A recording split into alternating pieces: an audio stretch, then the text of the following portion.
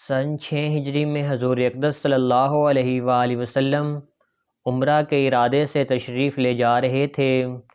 کفار مکہ کو اس کی خبر ہوئی اور وہ اس خبر کو اپنی ذلت سمجھے، اس لیے مزاحمت کی اور حدیبیہ میں آپ صلی اللہ علیہ وآلہ وسلم کو رکنا پڑا۔ جان نثار صحابہ رضی اللہ تعالی عنہ ساتھ تھے، جو حضور اکرم صلی اللہ علیہ وآلہ وسلم پر جان قربان کرنا فخر سمجھتے تھے، لڑائی کو تیار ہو گئے، مگر حضور اکرم صلی اللہ علیہ وآلہ وسلم نے مکہ والوں کی خاطر سے لڑنے کا ارادہ نہیں فرمایا اور صلح کی کوشش کی، اور باوجود صحابہ رضی اللہ تعالی عنہ کی لڑائی پر مستعدی اور بہادری کہ حضور اکرم صلی اللہ علیہ وآلہ وسلم نے کفار کی اس قدر رعایت فرمائی کہ ان کی ہر شرط کو قبول فرما لیا۔ صحابہ رضی اللہ تعالی عنہ کو اس طرح دب کر صلح کرنا بہت ہی ناگوار تھا، مگر حضور اکرم صلی اللہ علیہ وآلہ وسلم کے ارشاد کے سامنے کیا ہو سکتا تھا کہ جان نثار تھے اور فرما بردار، اس لیے حضرت عمر رضی اللہ تعالی عنہ جیسے بہادر کو بھی دبنا پڑا۔ صلح میں جو شرطیں طے ہوئیں ان شرطوں میں سے ایک یہ شرط بھی تھی کہ کافروں میں سے جو شخص اسلام لائے اور ہجرت کرے، مسلمان اس کو مکہ واپس کر دیں، اور مسلمانوں میں سے خدا نخواستہ اگر کوئی شخص مرتد ہو کر چلا آئے تو وہ واپس نہ کیا جائے۔ یہ صلح نامہ ابھی تک پورا لکھا بھی نہیں گیا تھا کہ حضرت ابو جندل رضی اللہ تعالیٰ عنہ ایک صحابی تھے جو اسلام لانے کی وجہ سے طرح طرح کی تکلیفیں برداشت کر رہے تھے اور زنجیروں میں بندھے ہوئے تھے۔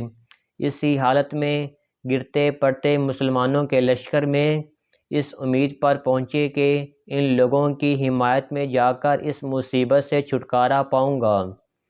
ان کے باپ سہیل نے، جو اس صلح نامے میں کفار کی طرف سے وکیل تھے اور اس وقت تک مسلمان نہیں ہوئے تھے، فتح مکہ میں مسلمان ہوئے۔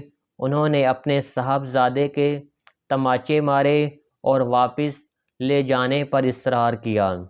حضور اکرم صلی اللہ علیہ وآلہ وسلم نے ارشاد فرمایا کہ ابھی صلح نامہ مرتب نہیں ہوا، اس لیے پابندی کس بات کی، مگر انہوں نے اصرار کیا۔ پھر حضور اکرم صلی اللہ علیہ وآلہ وسلم نے فرمایا کہ ایک آدمی مجھے مانگا ہی دے دو، مگر وہ لوگ ضد پر تھے، نہ مانا۔ ابو جندل رضی اللہ تعالیٰ عنہ نے مسلمانوں کو پکار کر فریاد بھی کی کہ میں مسلمان ہو کر آیا اور کتنی مصیبتیں اٹھا چکا، اب واپس کیا جا رہا ہوں۔ اس وقت مسلمانوں کے دلوں پر جو گزر رہی ہوگی اللہ ہی کو معلوم ہے، مگر حضور اکرم صلی اللہ علیہ وآلہ وسلم کے ارشاد سے واپس ہوئے۔ حضور اکرم صلی اللہ علیہ وآلہ وسلم نے تسلی فرمائی اور صبر کرنے کا حکم دیا اور فرمایا کہ عن قریب اللہ جل شانہ تمہارے لیے رستہ نکالیں گے۔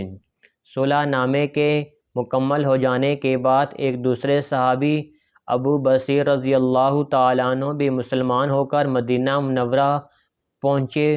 کفار نے ان کو واپس بلانے کے لیے 2 آدمی بھیجے۔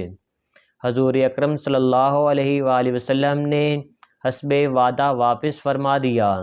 ابو بصیر رضی اللہ تعالیٰ عنہ نے عرض بھی کیا کہ یا رسول اللہ صلی اللہ علیہ وآلہ وسلم میں مسلمان ہو کر آیا، آپ مجھے کفار کے پنجہ میں پھر بھیجتے ہیں۔ آپ صلی اللہ علیہ وآلہ وسلم نے ان سے بھی صبر کرنے کو ارشاد فرمایا اور فرمایا کہ انشاءاللہ عن قریب تمہارے واسطے راستہ کھلے گا۔ یہ صحابی ان دونوں کافروں کے ساتھ واپس ہوئے۔ راستہ میں ان میں سے ایک سے کہنے لگے کہ یار تیری یہ تلوار تو بڑی نفیس معلوم ہوتی ہے، شیخی باز آدمی ذرا سی بات میں پھول ہی جاتا ہے۔ وہ نیام سے نکال کر کہنے لگے کہ ہاں میں نے بہت سے لوگوں پر اس کا تجربہ کیا۔ یہ کہہ کر تلوار ان کے حوالے کر دی۔ انہوں نے اسی پر اس کا تجربہ کیا۔ دوسرا ساتھی یہ دیکھ کر کہ ایک کو تو نپٹا دیا، اب میرا نمبر ہے۔ بھاگا ہوا مدینہ آیا اور حضور اکرم صلی اللہ علیہ وآلہ وسلم کی خدمت میں حاضر ہو کر عرض کیا کہ میرا ساتھی مر چکا ہے، اب میرا نمبر ہے۔ اس کے بعد ابو بصیر رضی اللہ تعالیٰ عنہ پہنچے اور عرض کیا، یا رسول اللہ صلی اللہ علیہ وآلہ وسلم، آپ اپنا وعدہ پورا کر چکے کہ مجھے واپس کر دیا، اور مجھ سے کوئی عہد ان لوگوں کا نہیں ہے جس کی ذمہ داری ہو اور مجھے میرے دین سے ہٹاتے ہیں، اس لیے میں نے یہ کیا۔ حضور اکرم صلی اللہ علیہ وآلہ وسلم نے فرمایا کہ لڑائی بھڑکانے والا ہے، کاش کوئی اس کا معین مددگار ہوتا۔ وہ اس کلام سے سمجھ گئے کہ اب بھی اگر کوئی میری طلب میں آئے گا تو میں واپس کر دیا جاؤں گا، اس لیے وہاں سے چل کر سمندر کے کنارے ایک جگہ آ پڑے۔ مکہ والوں کو اس قصے کا حال معلوم ہوا تو ابو جندل رضی اللہ تعالیٰ عنہ بھی، جن کا قصہ پہلے گزرا، چھپ کر وہیں پہنچ گئے۔ اسی طرح جو شخص مسلمان ہوتا وہ ان کے ساتھ جا ملتا۔ چند روز میں یہ ایک مختصر سی جماعت ہو گئی، جنگل میں جہاں نہ کھانے کا کوئی انتظام اور نہ باغات اور نہ آبادیاں، اس لیے ان لوگوں پر جو گزری ہوگی وہ تو اللہ ہی کو معلوم ہے، مگر جن ظالموں کے ظلم سے پریشان ہو کر یہ لوگ بھاگتے تھے ان کا راستہ بند کر دیا۔